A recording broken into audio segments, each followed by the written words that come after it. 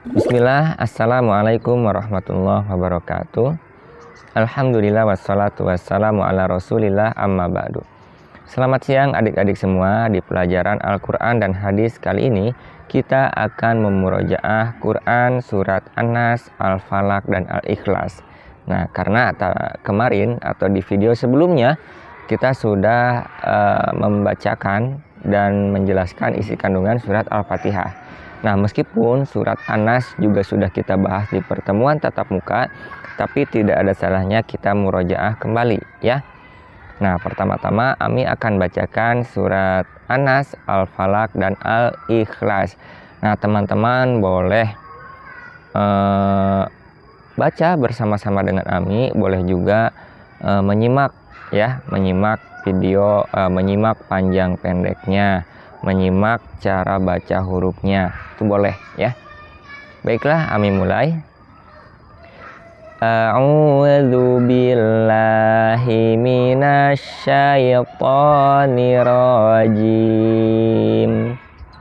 Bismillahirrahmanirrahim. Qul a'udzu birabbin nas, malikin nas, ilahin nas, min syarril waswasil khannas, alladzi yuwaswisu fi sudurin nas, minal jinnati wan nas. Lanjut. Bismillahirrahmanirrahim.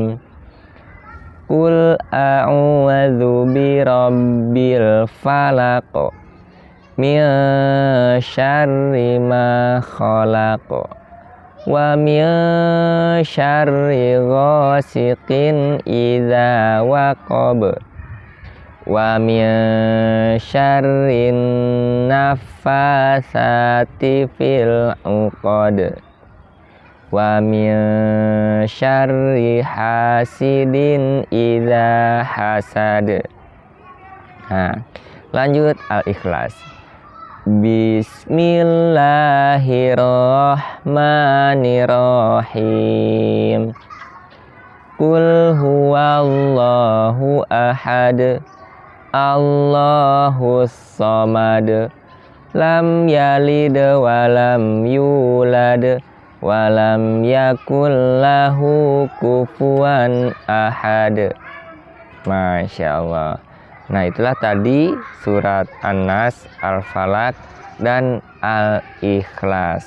Nah, karena kita sudah membahas tentang An-Nas di pertemuan tatap muka, maka Ami hari ini akan menjelaskan isi kandungan ayat Al-Falaq dan Al-Ikhlas saja ya.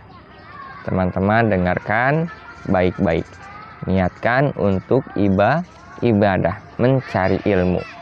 Di surat Al-Falaq itu artinya adalah, katakanlah aku berlindung kepada Rob yang menguasai subuh, dari kejahatan makhluknya, dan dari kejahatan malam apabila telah gelap gulita, dan dari kejahatan wanita-wanita tukang sihir yang menghembus pada buhul-buhul, dan dari kejahatan orang yang dengki apabila ia dengki.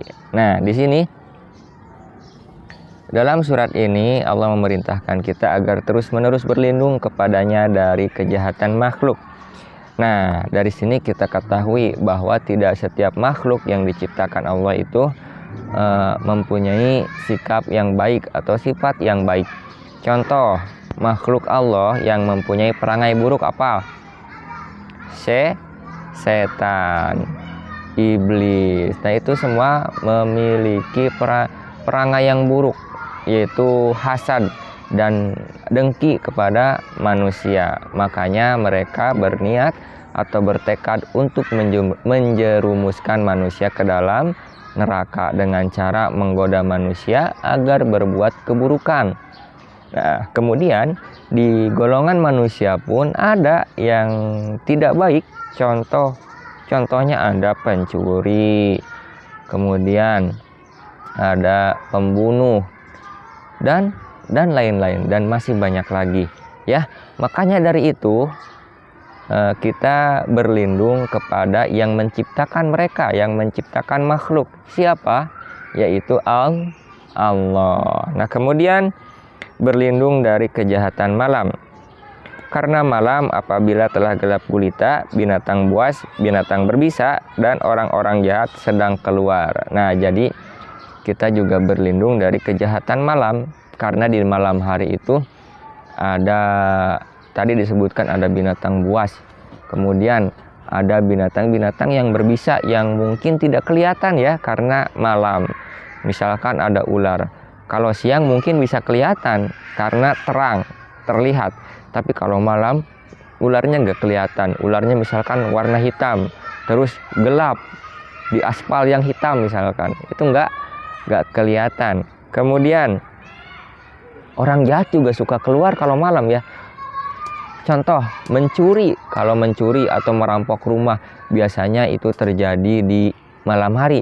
Karena di malam hari orang-orang sedang tertidur. Nah, makanya dari itu kita berdoa kepada Allah, meminta perlindungan kepada Allah. Kemudian kita juga berlindung dari kejahatan wanita-wanita tukang sihir.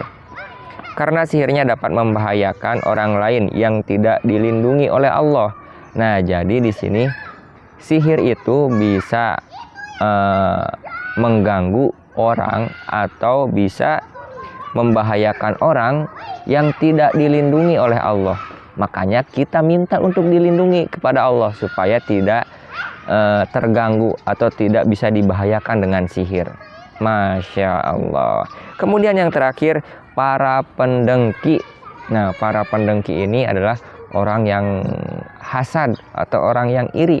Sama seperti sifat iblis tadi, sifat setan.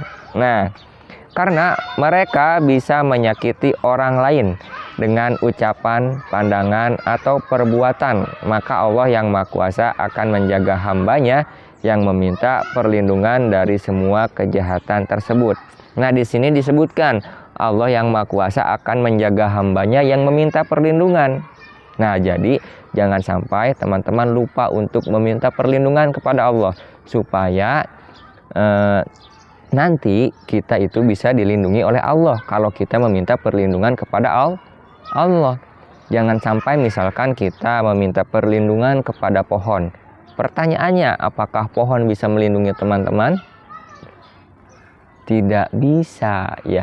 Meminta kepada batu misalkan, apakah batu bisa melindungi teman-teman? Meminta kepada cincin misalkan, ya cincin beri aku kekuatan, itu tidak masuk akal atau tidak mungkin, karena cincin ini tidak bisa memberikan manfaat ataupun mudarat kepada teman-teman atau memberikan keburukan, mencegah keburukan, itu tidak mungkin. Itulah tadi tentang penjelasan surat Al-Falaq. Nah, kemudian kita lanjut ke surat Al-Ikhlas. Nah,